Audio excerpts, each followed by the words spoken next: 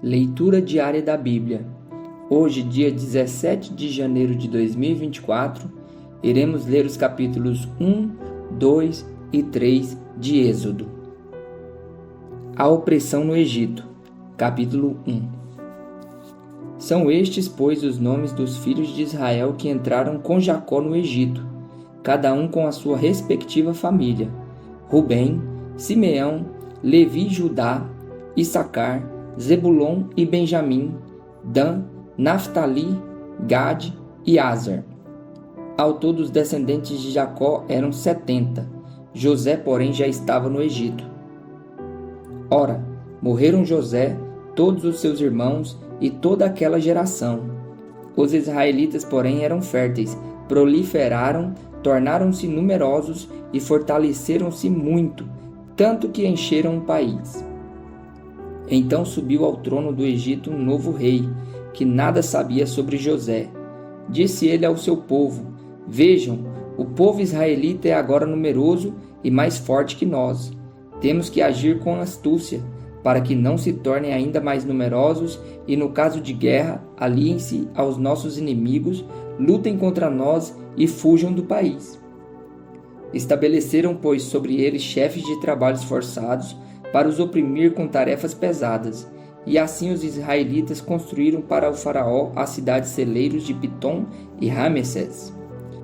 Todavia, quanto mais eram oprimidos, mais numerosos se tornavam e mais se espalhavam. Por isso os egípcios passaram a temer os israelitas, e os sujeitaram a cruel escravidão. Tornaram-lhes a vida amarga, impondo-lhes a árdua tarefa de preparar o barro e fazer tijolos, e executar todo tipo de trabalho agrícola. Em tudo, os egípcios os sujeitavam à cruel escravidão. O rei do Egito ordenou às parteiras dos hebreus que se chamavam Sifrá e Puá: Quando vocês ajudarem as hebreias a dar à luz, verifiquem se é menino. Se for, matem-no. Se for menina, deixem-na viver. Todavia as parteiras temeram a Deus e não obedeceram às ordens do rei do Egito. Deixaram viver os meninos. Então o rei do Egito convocou as parteiras e lhes perguntou: Por que vocês fizeram isso? Por que deixaram viver os meninos?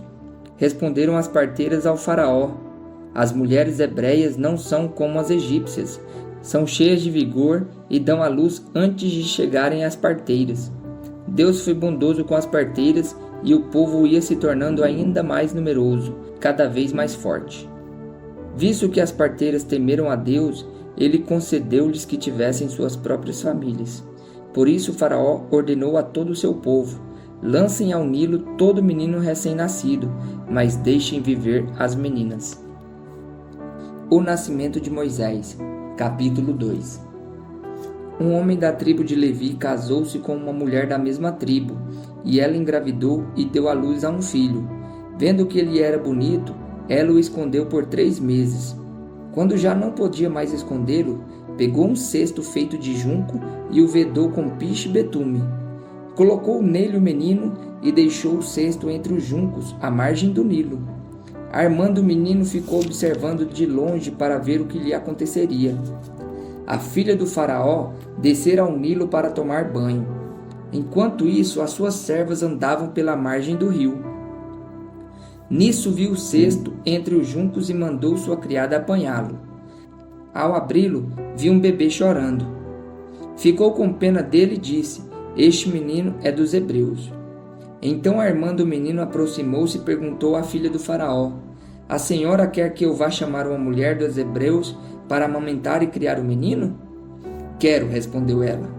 E a moça foi chamar a mãe do menino.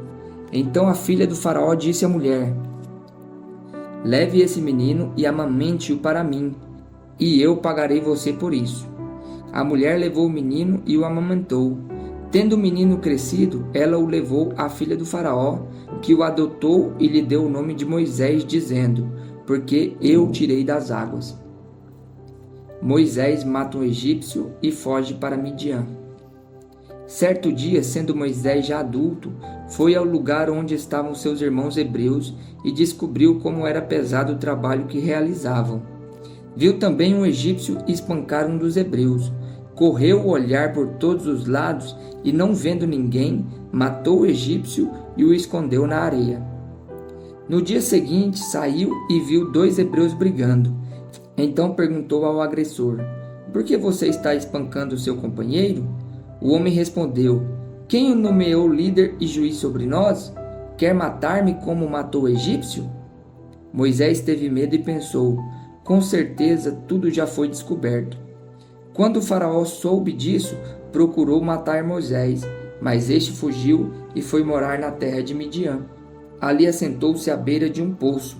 Ora, o sacerdote de Midian tinha 7 filhas. Elas foram buscar água para encher os bebedouros e dar de beber ao rebanho de seu pai. Alguns pastores se aproximaram e começaram a expulsá-las dali. Moisés, porém, veio em auxílio delas e deu água ao rebanho. Quando as moças voltaram ao seu pai Reuel, este lhes perguntou: por que voltaram tão cedo hoje? Elas responderam: um egípcio defendeu-nos dos pastores e ainda tirou água do poço para nós e deu de beber ao rebanho. Onde ele está? Perguntou o pai a elas. Por que o deixaram lá? Convidem-no para comer conosco. Moisés aceitou e concordou também em morar na casa daquele homem. Este lhe deu por mulher sua filha Zípora. Ela deu à luz um menino a quem Moisés deu o nome de Gerson, dizendo: sou imigrante em terra estrangeira. Muito tempo depois morreu o rei do Egito. Os israelitas gemiam e clamavam debaixo da escravidão, e o seu clamor subiu até Deus. Ouviu Deus o lamento deles e lembrou-se da aliança que fizera com Abraão, Isaque e Jacó. Deus olhou para os israelitas e viu a situação deles. Moisés e a sarça em chamas. Capítulo 3. Moisés pastoreava o rebanho de seu sogro Jetro, que era sacerdote de Midian. Um dia levou o rebanho para um outro lado do deserto e chegou a Horebe, o monte de Deus. Ali o anjo do Senhor lhe apareceu numa chama de fogo que saía do meio da sarça. Moisés viu que, embora a sarça estivesse em chamas, não era consumida pelo fogo. Que impressionante, pensou. Por que a sarça não queima? Vou ver isso de perto. O Senhor viu que ele se aproximava para observar, e então do meio da sarça Deus o chamou: Moisés, Moisés. Eis-me aqui, respondeu ele. Então disse Deus: não se aproxime, tire as sandálias dos pés, pois o lugar em que você está é terra santa. Disse ainda: eu sou o Deus de seu pai, o Deus de Abraão, o Deus de Isaque, o Deus de Jacó. Então Moisés cobriu o rosto, pois teve medo de olhar para Deus. Disse o Senhor: de fato tenho visto a opressão sobre o meu povo no Egito. Tenho escutado o seu clamor por causa dos seus feitores, e sei que eles estão sofrendo. Por isso desci para livrá-los das mãos dos egípcios e tirá-los daqui para uma terra boa e vasta, onde há leite e mel com fartura. A terra dos cananeus, dos hititas, dos amorreus, dos ferezeus, dos heveus e dos jebuseus. Pois agora o clamor de Israel chegou a mim, e tenho visto como os egípcios os oprimem. Vá, pois, agora eu o envio ao faraó para tirar do Egito meu povo, os israelitas. Moisés, porém, respondeu a Deus: quem sou eu para apresentar-me ao faraó e tirar os israelitas do Egito? Deus afirmou: eu estarei com você. Esta é a prova de que sou eu quem o envia. Quando você tirar o povo do Egito, vocês prestarão culto a Deus neste monte. Moisés perguntou: quando eu chegar diante dos israelitas e lhes disser: o Deus dos seus antepassados me enviou a vocês, e eles me perguntarem: qual é o nome dele? Que lhes direi? Disse Deus a Moisés: eu sou o que sou. É isto que você dirá aos israelitas: eu sou, me enviou a vocês. Disse também Deus a Moisés: diga aos israelitas: o Senhor, o Deus dos seus antepassados, o Deus de Abraão, o Deus de Isaque, o Deus de Jacó, enviou-me a vocês. Esse é o meu nome para sempre, nome pelo qual serei lembrado de geração em geração. Vá, reúna as autoridades de Israel e diga-lhes: o Senhor, o Deus dos seus antepassados, o Deus de Abraão, de Isaque e de Jacó, apareceu a mim e disse: Eu virei em auxílio de vocês, pois vi o que tem sido feito a vocês no Egito. Prometi tirá-los da opressão do Egito para a terra dos cananeus, dos hititas, dos amorreus, dos ferezeus, dos heveus e dos jebuseus, terra onde há leite e mel com fartura. As autoridades de Israel o atenderão.